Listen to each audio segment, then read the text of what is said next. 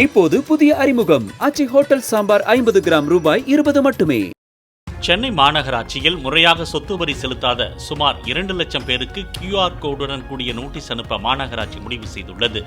நீண்ட காலமாக 5000 ரூபாய்க்கு மேல் சொத்து வரி பாக்கி வைத்துள்ள கட்டட உரிமையாளர்களுக்கு நோட்டீஸ் அனுப்பப்பட உள்ளது. நோட்டீஸில் உள்ள QR கோடை ஸ்கேன் செய்து சொத்து வரியை செலுத்தலாம் என்றும், நோட்டீஸ் கிடைத்தும் வரி பாக்கியை செலுத்தாதவர்கள் மீது நடவடிக்கை எடுக்கப்படும் என மாநகராட்சி அதிகாரிகள் தெரிவித்துள்ளனர்.